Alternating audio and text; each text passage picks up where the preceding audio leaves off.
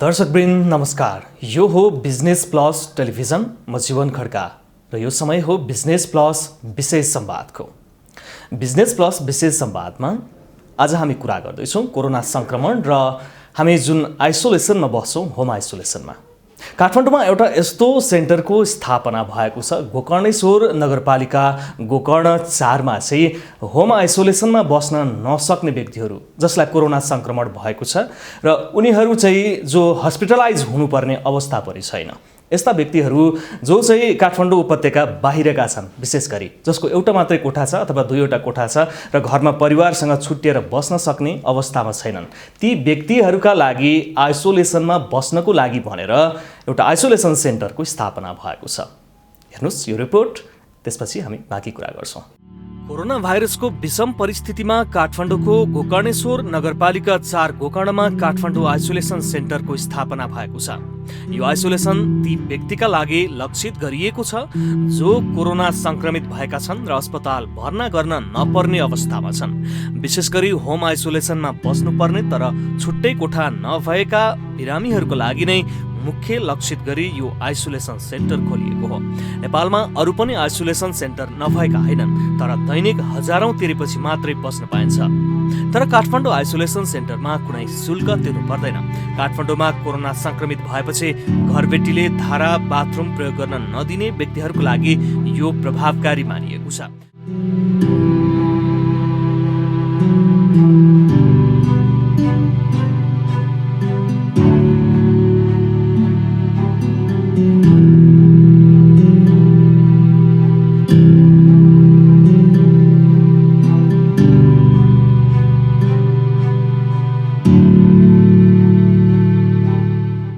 आइसोलेसनमा बिहानदेखि बेलुकासम्मको नियमित सेड्युल बनाइएको छ। बिहान नियमित रूपमा योगा गराउने काम पनि हुँदै आइरहेको छ। कोरोना संक्रमणको यस्तो विकराल परिस्थिति हुँदा पनि न नेपाल सरकार जिम्मेवार ढङ्गले प्रस्तुत भएको देखिन्छ, न त स्वास्थ्य मन्त्रालय नै। केही सङ्घ संस्थाहरूले खुल्ला मञ्चमा खाना खुवाउँदा उक्त कार्यलाई व्यवस्थित गर्नतिर लाग्नुको साटो महानगरको बेइज्जत भएको भन्दै काठमाडौँका मेयर विद्यासुन्दर साके खाना खुवाउन रोक्छन् भने सङ्घीय सरकार जसले जनताको अभिभावक बन्नुपर्ने थियो उनै कोरोना बिमारीको उपचार खर्च उठाउनु पाउनुपर्छ भन्दै सर्वोच्चमा मुद्दा हाल्छ।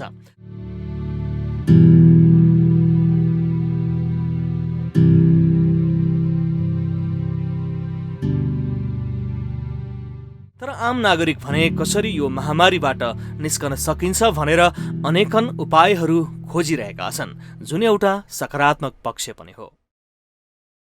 तपाईले हेरिहाल्नुभयो यो रिपोर्ट, जहाँ चाहिँ कोरोना संक्रमितहरू रहेका छन् र कोरोना संक्रमितहरूले दैनिक जीवनशैली त्यहाँ बिताइरहेका छन्। यी यावत कुराहरू गर्नको लागि यतिखेर सोही आइसोलेसन सेन्टरका संयोजक हामीसँग हुनुहुन्छ अनन्त प्रसाद भेटवालज्यू। यहाँलाई हार्दिक स्वागत छ। धन्यवाद, नमस्कार। निकै राम्रो काम गर्नुभएको छ। यो काठमाडौँ उपत्यका बाहिरबाट काठमाडौँमा आएका र कोरोना संक्रमित भएकाहरूको लागि भनेर यो आइसोलेसन सेन्टरको स्थापना भएको छ। हामीले अघि पनि रिपोर्टमा हेऱ्यौँ, निकै सराहनीय काम छ। कसरी आयो यो जागर, यो जोस, यो सोच कसरी उत्पन्न भयो? धन्यवाद। हामी लायन्स क्लब इन्टरनेसनलका मेम्बरहरू 104 वर्ष अगाडि गठन भएको लायन्स क्लब इन्टरनेसनल, जुन 211वटा राष्ट्रहरूमा अहिले पनि आफ्नो सेवाका कार्यहरू गरिरहेको छ। नेपालमा पनि अहिले हामीहरूको 50 वर्ष लाग्यो नेपालमा लाइनिजम आएको, र हामीहरूको मोटो भनेकै वी सर्भ, आवश्यकतामा परेका मानिसहरूलाई आफूले सकेको सहयोग यदि समाजका हरेक व्यक्तिले गर्दै गएनन् भने समाज समृद्धशाली र शान्त समाज हुन सक्दैन।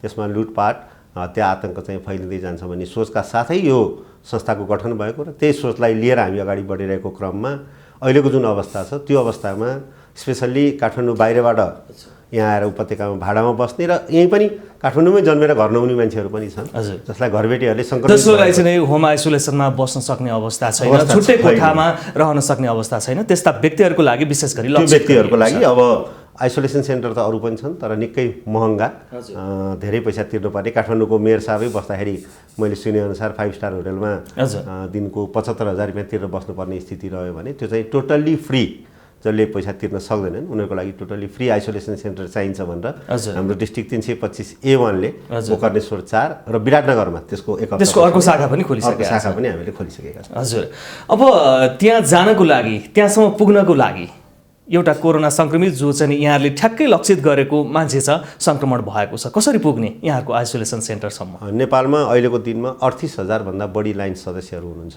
हजुर, नेपालभरि गरेर, र त्यसै गरेर विभिन्न सोसियल मिडियाहरू र हाम्रा आफ्नै सामाजिक सञ्जालहरूले यहाँ आइसोलेसन सेन्टर छ र यसरी सम्पर्क गरेर भनेर 3-4 जनाको हामीले फोन नम्बर पनि दिएर त्यो कुरालाई अगाडि बढाएका छौँ। हाम्रा साथीहरूले पनि ठाउँ ठाउँबाट खबर गर्नुहुन्छ, त्यसै गरी यसलाई अगाडि बढाइरहेको छ। हजुर, जम्माजम्बी 1 महिना झन्डै हुन लाग्यो यो, अहिलेसम्म कतिजना व्यक्तिहरूले चाहिँ यो आइसोलेसन सेन्टरमा बसेका छन् र त्यहाँ रहेका जुन कोरोना सङ्क्रमितहरूको सिचुएसन के छ, यहाँले त नजिकबाट हेर्नु भएको छ, वस्तुस्थिति कस्तो छ यहाँको यो आइसोलेसन सेन्टर र कोरोना सङ्क्रमितको? काठमाडौँमा 34 जना र पूर्वमा 32 जना हजुर आउनुभएकोमा काठमाडौँबाट 26 जना कम्प्लिटली ठिक भएर फर्किसक्नु भएको छ। अहिले 8 जना हुनुहुन्छ भनेदेखि त्यो आइसोलेसन सेन्टरमा बस्दाखेरि कुनै व्यक्ति जस्तो आएको थियो त्योभन्दा अलिकति बढ्ने कोरोना सङ्क्रमणको कारणले गर्दाखेरि उसलाई अलिकति गाह्रो हुने, फेरि हस्पिटलाइज गर्नुपर्ने सिचुएसन आएको छ कि छैन? त्यहाँ आइसकेपछि बढेको सिचुएसन त आएन, तर एकजना चाहिँ ज्वरो र एकदम लहरी खोकी लागेकै व्यक्तिलाई हामीले लिएका थियौँ। हजुर, त्यो लिएको अवस्थामा उहाँको अवस्था सुधार गर्न सकिएन, खोकीको औषधि वा ज्वरोको औषधिले सुधार भएन। 2 रात त्यहाँ बसिसकेपछि ठ्याक्क सरकारले फेरि फ्री कुनै पनि हस्पिटलमा नहुने नियम पारित गरिसकेको थियो। हामीले भर्ना गर्नै सकेनौँ कहीँ पनि, जहाँ पनि 1 लाख 2 लाख डिपोजिट राख्नुपर्ने, र उहाँ त्यसको लागि सक्षम हुनुहुन्न थियो। र हामीले स्वास्थ्य विभागको डाइरेक्टरसँग सम्पर्क गरेर उहाँले नेपाल मेडिकल कलेजमा फोन गरेर नेपाल सरकारले रिभर्समेन्ट दिन्छ भन्ने एसुरेन्स भएपछि अनि हामीले त्यो हस्पिटलमा पुर्याएर 1 जनालाई भर्ना गऱ्यौँ, अरू सबै एकदम स्वस्थ भएर। हजुर, यहाँकै कुरा सुन्दाखेरि यहाँले जुन प्रोसेस गर्नुभयो, एउटा क्रोनिक बिरामी, अलिकति चाप्यो बिरामीलाई र हस्पिटलाइज गर्न सक्ने सिचुएसन छैन भनेपछि नेपालको कोरोना सङ्क्रमितको अवस्था कस्तो छ भनेर त्यहाँबाट दृष्टान्त हेर्न सकिन्छ है? आरामले हेर्न सकिन्छ, किनभने आजको दिनमा त अब अलिकति पैसा नहुने मान्छेले, धेरै पैसा नहुने मान्छेले अझ थोरै भएर पनि पुगेन। यदि आइसियुमा बस्नु पऱ्यो, भेन्टिलेटरमा बस्नु पऱ्यो भनेदेखि बरु मर्छु जान्न भनेर भन्नुपर्ने स्थिति प्रष्टसँग देखिरहेको छ। हस्पिटलमा ठाउँ पनि छैन, बेड पनि छैन, भेन्टिलेटर त अब नेपालमै धेरै छ भने पनि छैन भनिन्छ, छैन भन्छन् मान्छेको अवस्था हेरेर, पैसाको अवस्था हेरेर। त्यसैले गर्दाखेरि कतिले त अहिले अब पैसा तिरेर पिसिआर गराउनुपर्छ भनेपछि पिसिआरै गर्न छोडिसके। हजुर, होइन, अब अहिले आइसोलेसनमा बस्न आउनेको सङ्ख्या नै घटेको छ। सुरुमा जसरी यसलाई छिछि दुरदुरको रूपमा हेरिन्थ्यो त्यो अब कम भएर पनि गयो। भनेपछि मान्छे एउटै कोठामा भए पनि अब मलाई भएपछि परिवारलाई पनि छ, चेक गराउनु पैसा पर्छ भनेर त्यहीँ बस्न थालेको। चेक गराइसकेपछि फेरि मानसिक तनाव पनि अलिकति हुने, परिवारमा सबैलाई कोरोना सङ्क्रमित भएको भन्ने। बरु ठिकै छ, जे जसो छ चलिरहेको छ, रुगाखोकी लागे पनि सामान्य फ्लू हो भनेर अलिकति आत्मबल बढाउनेतिर मान्छेहरू गएका छन्। आखिर म हस्पिटलै जानु पर्यो भने पनि मेरो आर्थिक अवस्थाले सक्दिनँ भन्ने मनमा पहिल्यै ग्यारेन्टी भइसकेपछि उसँग कुनै उपाय नै, अप्सनै छैन। यो सिचुएसन आउनु हुन्थ्यो, नेपाल सरकारले यो जुन सिचुएसन निम्ताइदिएको छ, पछिल्लो समय त अब हामी कोरोना सङ्क्रमितको उपचार पनि गर्दैनौँ, स्वयं व्यक्तिले नै गर्नुपर्छ भनेर भनिरहेको अवस्था छ। स्वयं प्रधानमन्त्रीज्यू, स्वास्थ्य मन्त्रालय सबैले अब सर्वोच्चमा मुद्दा पनि सरकारले शुल्क लिन पाउनुपर्छ भनेर हाल्यो। सर्वोच्चले निर्णय गरिसक्यो, सरकारले शुल्क लिन पाउँदैन। जो सरकारको नियत त लिन खोज्ने हो नि त। विगत म जन्मेदेखि नै भनौँ अहिले यो 48-49 वर्षको उमेरसम्म पुग्दाखेरि मलाई पहिलोचोटि नेपालमा सरकारै नभएको चाहिँ अनुभूति भइरहेको छ। जनताहरू कसरी, अब यो सिचुएसन आउँदा पनि जनताहरू चुपचाप बसिरहेका छन्, हामी निरीह भइरहेका छौँ। यहाँहरू जस्ताले अलिअलि सहयोग गरिराख्नु भएको छ, त्यो छ, तर किन यो सिचुएसन निम्तिएको होला? नेपाल सरकार किन यति लाचार भएको अथवा किन यति गैर जिम्मेवारपूर्ण भएको होला, के लाग्छ यहाँलाई? नेपाल सरकारको मात्रै कुरा नगरौँ, हामी आफैदेखि पनि हेरौँ। सबैभन्दा ठुलो 2टा चिज, एउटा भ्रष्टाचार गरेर भए पनि आफ्नो पुस्तौँ पुस्तासम्मको लागि जम्मा गर्ने हाम्रो जुन सोच हरेक नेपालीमा भन्छु म, त्यो डेभलप भएर आइरहेको स्थिति र आफू बाँचेपछि अरू नबाँच्दा पनि हुन्छ भन्ने सोच, विशेष गरी नेताहरूको सोच त्यस्तो देखियो होइन? मान्छेहरू पनि जस्तै म आफै पनि ट्राफिकले मलाई कहीँ समातिहाल्यो भनेदेखि ती 500 रुपियाँ, 1000 रुपियाँ, 200 रुपियाँ दिएर छुटेर जान चाहन्छु, गएर नियमअनुसार त्यो पैसा तिरेर फर्किन्न। त्यस्ता धेरै धेरै घटनाहरू छन्। भन्दा भ्रष्टाचार यहीँबाट सुरु भएको, हामीबाट पनि सुरु भएको छ होइन? त्यो कुरा चाहिँ हामी पनि सचेत छैनौँ, हामी सचेत छैनौँ। हामीसँग एउटा त्यसको प्रति नै छैन। हजुर, हामी सचेत नहुनुको फाइदा सरकार र राजनीतिक दलहरूले उठाइरहेका छन्। एकदम मजाले गर्नुपर्ने के थियो? गर्नुपर्ने के थियो अहिलेको स्थितिमा सरकारले भन्दाखेरि सम्पूर्ण नेपाली जनतालाई आह्वान गर्नुपर्थ्यो, जसले सक्नुहुन्छ एकअर्कालाई सहयोग गरौँ र जसले जस्तै घरबेटीले घरमा मान्छेलाई राखेन, हजुर, त्यो दुईवटा कोठामा छ भने उसलाई नराख्दाखेरि घरबेटीलाई कारवाही हुनुपर्थ्यो। अब यहाँ त कस्तो भने मास्क लाएर हिँडेन भनेदेखि चाहिँ नि मास्क नलाउनेलाई कारवाही भनेर निस्क्यो। मैले सयौँ मान्छेहरू लकडाउनको दोस्रो दिनदेखि हरेक दिन कुनै पनि दिन म फिल्डमा बाहिर ननिस्केको छैन सेवाको कार्यमा, आफ्नो दुईवटा बच्चालाई बोकेर हिँडिरहेको एउटा आमाले 10-10 रुपियाँको मास्क किन्नुभन्दा 10-10 रुपियाँको चाउचाउ वा बिस्कुट किनेर उसको भोक मारेको हामीले देखाएको छ। त्यो सिचुएसनको हामी नेपाली जनता, नेपाल सरकार यति धेरै नेपाली जनताप्रति उपेक्षित ढङ्गले प्रस्तुत भएको छ। डेफिनेटली हामी सरकार विहीन छौँ है, हामी सरकार विहीन छौँ, अभिभावक विहीन छौँ भन्छु यो बेलामा म।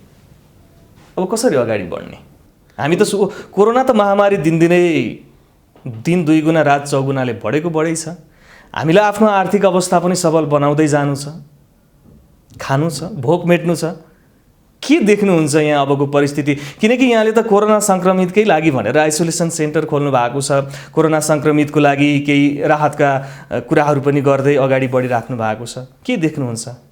खाद्यान्नमा हामीले यो लकडाउनको दोस्रो दिन 13 गते चाहिँ 13 गतेदेखि कन्टिन्युसली हामी दैनिक ज्यालामा आफ्नो जीवनयापन गरिरहेका मान्छेहरू र यो संस्थाहरू जसमा बालबच्चाहरू, वृद्धहरू, मानसिक रूपले शारीरिक रूपले अशक्त मान्छेहरू राख्ने 103 वटा संस्थाहरूलाई अहिलेसम्म कुनैमा पनि हामीले खाद्यान्नको कमी गराएका छैनौँ हामीलाई जानकारी आएसम्ममा। र आजको दिनमा उपाय भनेको एउटै मात्रै छ, विश्व नै इकोनोमिकल क्राइसिसमा गइरहेछ र यसबाट निस्किनलाई पहिला जस्तो कुनै एउटा देशमा चाहिँ नि भूकम्प आयो अथवा बाढी पहिरो भयो, अरू सारा संसारले मिलेर सहयोग गरेर त्यसलाई फेरि पहिलाकै इकोनोमिकल कन्डिसनमा लग्ने सम्भावना छैन। विश्व नै अहिले चाहिँ ग्रसित छ भनेपछि डेकेड्स लाग्न सक्छ, हामीलाई दशकौँ लाग्न सक्छ यसबाट उत्रिनलाई। भनेपछि आजको दिनमा नेपालको कुरा गर्दाखेरि जो मान्छेले आफ्नो आधारभूत आवश्यकता, मिनिमम आधारभूत आवश्यकता पुर्याइसकेपछि पनि केही बचत गर्न सक्ने सम्भावना भएका व्यक्तिहरूले त्यो आधारभूत आवश्यकता पनि नपुग्नेहरूलाई हामीहरूले सहयोग गर्दै गएनौँ भनेदेखि त्यो हामीले जसले पुर्याइरहेका छन् नि उनीहरूको पनि पुग्ने बाटो रहन्छ। त्यसको लागि केही योजना नै छैन है? त्यसको लागि योजना छैन अहिलेसम्म, राष्ट्रिय योजना पक्कै पनि छैन। अब व्यक्तिगत रूपमा, पारिवारिक रूपमा र संस्थागत हिसाबमा केही संस्थाहरूले, केही व्यक्तिहरूले गरिरहेका छन्। अलिकति अगाडि प्रधानमन्त्रीज्यू केपी शर्मा ओलीज्यूले पनि भन्नुभयो हामीले 10 अर्ब जतिको राहत बाँड्यौँ कोरोना सङ्क्रमितका लागि अथवा जो प्रताडित छन् निम्न वर्गका मान्छेहरूका लागि भन्नुभयो। त्यो सिचुएसन थियो? कति पैसा बाँड्यो त्यो त हामीले भन्न सक्ने स्थिति भएन। ठ्याक्कै सरकारले कति गरेको छ हिसाब त के जनताले साँच्चै राहत पाएका हुन्? जनताले राहत, नेपालीले लिए त्यो राहत, तर आवश्यक नभएकाले पनि लिएको सैकडौँ रूपमा हामी आफै साक्षी पनि छौँ। हामीसँग एउटा के रहन्छ भन्दाखेरि विश्वमा अहिले धेरै ठाउँमा राहत बाँडिँदाखेरि जस्तै मजदुर भनेको को त? दैनिक ज्यालादारी गरेर खाने को? त्यो निम्न वर्ग जो छ उनीहरूको चाहिँ नि क्याटेगोराइजै भइसकेको रहेछ। हजुर, भनेपछि अब कसलाई बाँड्ने भन्ने नै थाहा छैन। अब ओडाले बाँड्ने भनेपछि त ओडामा कस्तो हुन्छ, भोलि चुनाव उठ्नुपर्ने हुन्छ, जसको व्यक्तिगत परिचय छ, राजनीतिक स्वार्थ परिपूर्तिका लागि त्यसको लागि चाहिँ राहत बाँडिन्छ, त्यो अनुसारको राहत बाँडिन्छ। अब यो राजनीति नै गरिराख्ने हो र कोरोनामा पनि भने केही कुरामा राजनीति नभएको देख्नु भएको छ यहाँले? हरेक कुरामा राजनीति, हरेक कुरामा राजनीति छ। अब पछिल्लो समय राजनीति भनेको खराब कुरै होइन, हाम्रो राजनीतिलाई गलत ढङ्गबाट प्रस्तुत गरिरहेको छ। प्रस्तुत पनि गलत ढङ्गबाट गरिरहेको। राजनीति नभए त विश्वको कुनै पनि मुलुक चल्दैन, परिवार चल्दैन।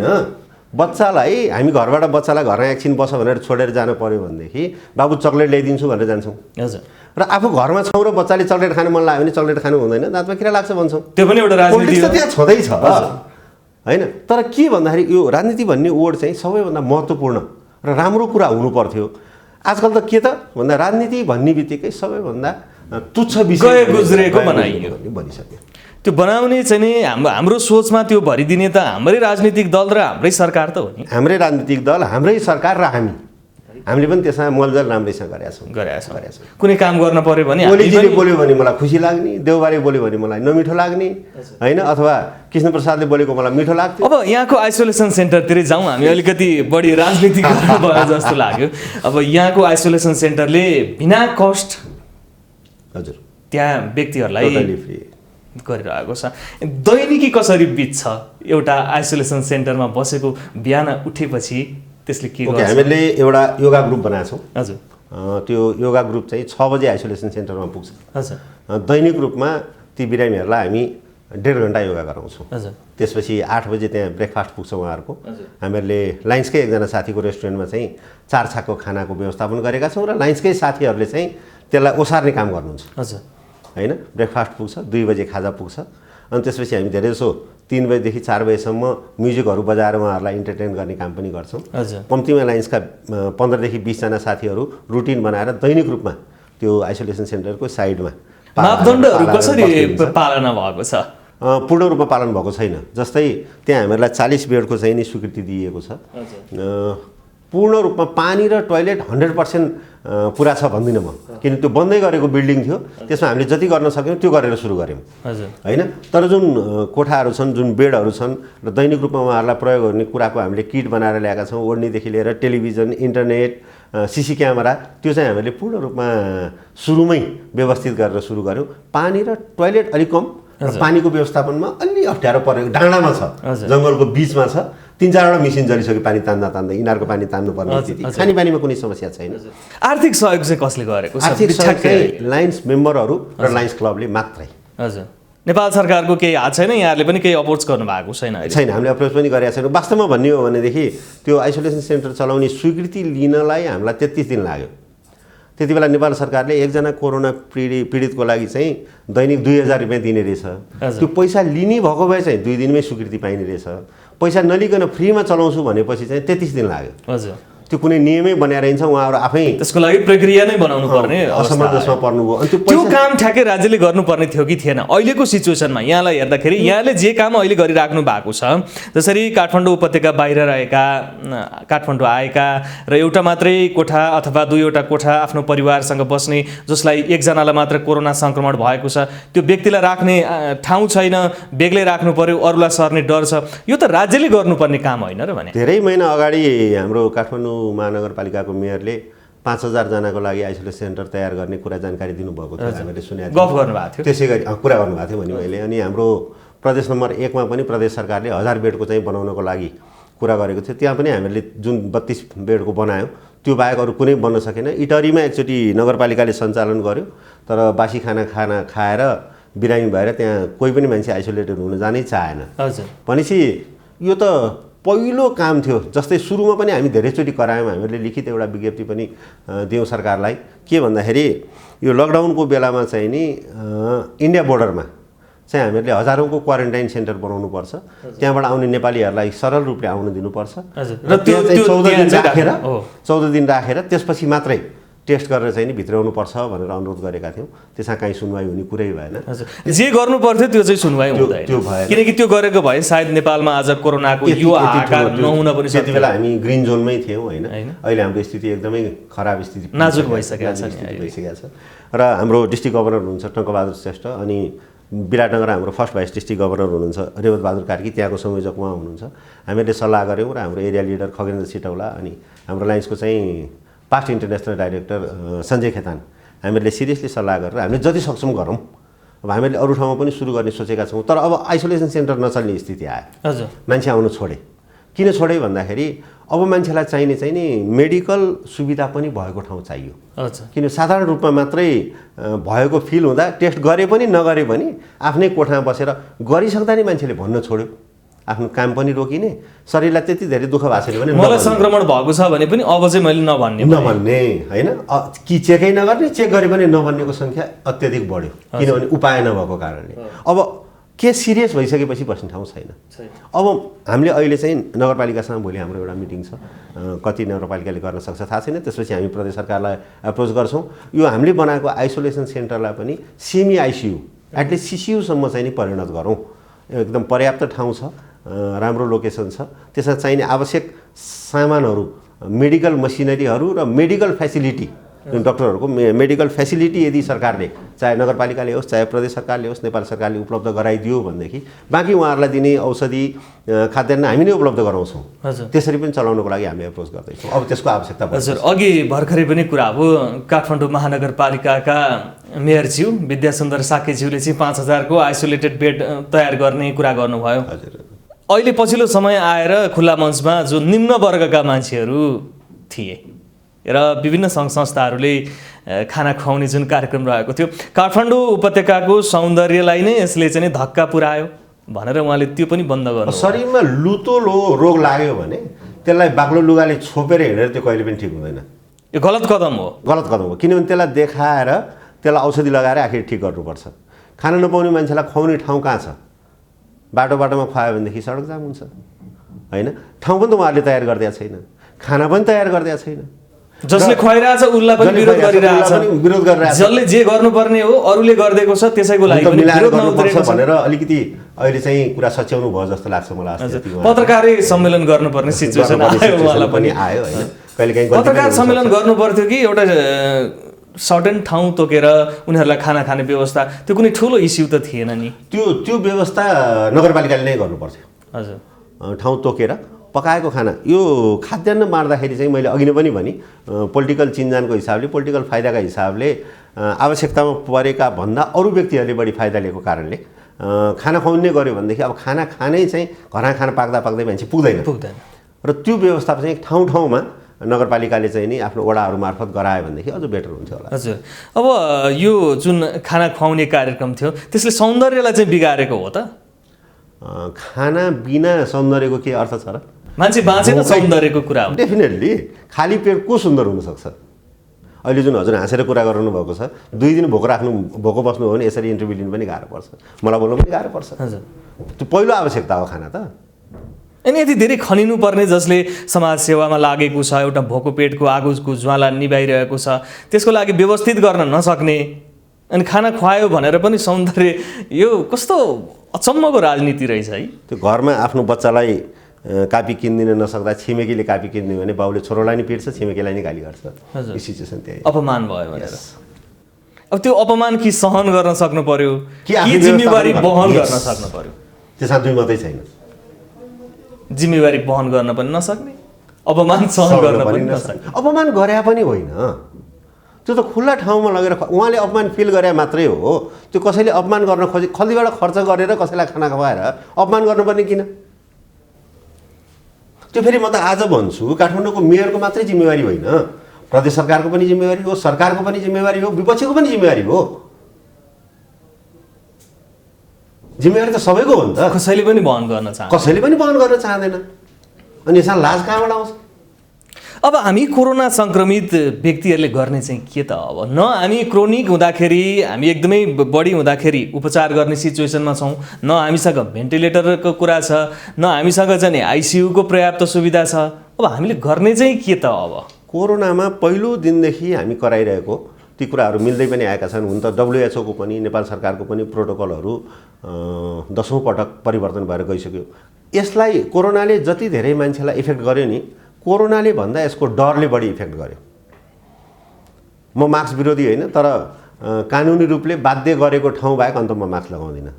मास्कले असर गरिरहेको छ? मास्कले असर गरिरहेको छ। किनभने होइन, मास्कले के असर गरिरहेको छ म त्यसमा पनि गएको होइन। ती आमाहरूले जसलाई त्यो बच्चालाई मास्क किन्न नसकेर बिस्कुट र चाउचाउ किनेर हिँड्छन् नि, आर्थिक अवस्था मैले मास्क लगाउनै सकिनँ। सिरियसली मैले मास्कै लगाएको छैन। मैले धेरै यसबाट आफ्नो घर परिवार भावनात्मक हुनुभएको कारणले मैले त्यो मास्क लगाएको पनि छैन होइन। अनि डर एउटा चाहिँ नरहोस्। हामीले के गर्यौँ भन्दाखेरि हामी 150 जना लाइन्स कर्मीहरू दैनिक रूपमा बाहिर निस्किरहेका छौँ। आज पनि हामी पहेँलो ज्याकेट लगाएर सेवा कार्यको लागि निस्किरहेका छौँ। र त्यो निस्किने क्रममा हाम्रो एउटै इच्छा के छ भन्दाखेरि मान्छेहरूलाई त्यो जुन त्रास, सबभन्दा बढी त्रास थियो यो रोग हो, एउटा भाइरस हो, यसको छैन, अहिले उपचार छैन।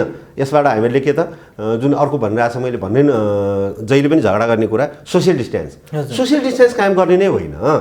सोसियल्ली त अहिले हामी एकदमै बढी नजिक हुनुपर्ने बेला फिजिकल डिस्टेन्स कायम गर्ने हो। सामाजिक रूपमा अहिले जति हामीहरूलाई एकअर्काको आवश्यकता कहिले पनि परेको थिएन र सम्भवतः कहिले पर्दा पनि नपर्ला हाम्रो जीवन कालसम्ममा। फिजिकल डिस्टेन्स कायम गरेर सोसियल्ली अझ बढी नजिक भएर एकअर्काको सहयोग गरेर यो कोरोनाको डर कम गरेर यसलाई जित्नतिर लाग्नु बाहेक हामीसँग अरू कुनै उपाय छैन। यो मनोवैज्ञानिक कारणले पनि कोरोना बढिरहेको छ एकदमै धेरै। र मान्नुहोस् नमान्नुहोस्, कोरोनाले जति मान्छेको मृत्यु भएको देखाइएको छ, म त कुनै पनि हाल त मान्दिनँ सबैजना कोरोनाको कारणले मरेका होइन, देखाइएको मात्रै हो भन्छु। त्यसमा धेरै अरू रोग लाग्यो। बाध्यता छ र खासमा कोरोनै हो भनेर देखाउनको लागि? कोरोना भनेर देखाइसकेपछि आफूले चाहेको निर्णय लागू गराउन सकियो, चाहे त्यो लकडाउन होस् चाहे निषेधाज्ञा होस् होइन। खालि लकडाउन नै गलत थियो, निर्णय थियो। लकडाउन त्यो समय गलत थियो सुरुको। काठमाडौँबाट आफ्ना घर घर जान चाहने मान्छेहरूलाई 2-3 दिनको समय दिएर फर्किसकेपछि अनि लकडाउन गर्नुपर्थ्यो। त्यसपछिको विभत्स दृश्य त हेर्नुभयो होला, विद्यार्थीहरूको हालत हेर्नुभयो। 15औं दिनसम्म मान्छेहरू लाइन लगाएर हिँडेर कहाँ जानु पर्यो होइन। त्यसको लागि पनि प्रशासनले अवरोध गरेर बीच बाटोमै बस्नुपर्ने, राम्रै परिवारका मान्छेहरू यहाँ खाना नपाएर बसिरहेका थिए एउटा कोठाभित्र बस्नुपर्ने स्थितिमा। ती विद्यार्थीहरूको स्थिति, ती दैनिक काम गर्ने गाउँबाट आएका मान्छेहरूको स्थिति, तिनीहरूलाई चाहिँ नि अब लकडाउन हुँदैछ, लामो समयसम्म लकडाउन हुनसक्छ, 3 दिनभित्र तपाईँहरू आफ्नो घर फर्कन चाहनुहुन्छ भने फर्किनुहोस् भनेर लकडाउन गरेको भए अघिल्लो दिन बेलुका निर्णय आयो, भोलिपल्टदेखि लकडाउन भयो। यो लकडाउन भनेको गर्ने त एउटा प्लानिङ योजना तय गर्नका लागि हो नि। हजुर। तर नेपालमा त बिना योजनाको लकडाउन गरियो। नेपालमा बिना योजनाको लकडाउन पनि भयो र जनता राज्यसँग लकडाउन गर्नेदेखि विकल्प कुनै छँदै थिएन, योजना कुनै छँदै थिएन। हामीले पनि के गर्यौँ भने त्यसलाई यो विद्यार्थीहरूलाई चाहिँ दसैँको बिदा अनि यो जाडोको बिदा हुँदा रमाइलो हुन्थ्यो नि, सुरुमा त्यो रमाइलोको रूपमा ल्याउँ सबै नेपालीले लकडाउनलाई। घर बस्न पाएको छ होइन, बाहिर निस्किनु परेको छैन, अफिस जानु परेको छैन, स्कुल जानु परेको छैन, हामीले त्यसलाई सिरियसली कसैले पनि लिएनौँ। न सरकारले त्यसलाई सिरियसली लियो न जनताले त्यसलाई सिरियसली लियो र त्यसको चाहिँ नि रिजल्ट अहिले हामीले भोग्नु परिरहेछ। हजुर। अब यो रिजल्टलाई कसरी व्यवस्थित गर्न सकिन्छ होला? होइन, मैले अघि नै पनि भने अब हामीले आफैले भने एउटा नेपालीले अर्को नेपालीलाई बस्नको लागि मद्दत गर्ने। सरकारले त गर्दिन भनिसक्यो, सरकारले गर्दिन पनि भनिसक्यो। सरकार अब सक्षम पनि हुँदैन, चाहेर पनि हुँदैन। यो सङ्ख्या जसरी बढिसकेको छ र सरकारप्रतिको जुन विश्वास एकदमै स्पिडली घटेर गएको छ, त्यसका कारणले अब यो विश्वासलाई फेरि ल्याउन सक्ने सम्भावना छैन।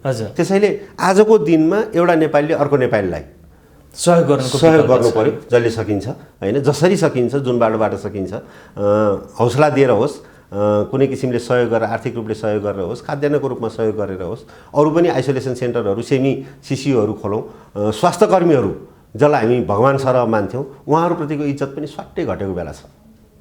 जुन व्यवहार चाहिँ नि स्पेसल्ली प्राइभेट हस्पिटलहरूमा देखाइरहेको छ, उदाहरणहरू मैले तपाईँलाई दियो भनेदेखि अहिले नै शरीरको रौँ चाहिँ सिरिङ्ग भएर आउँछ।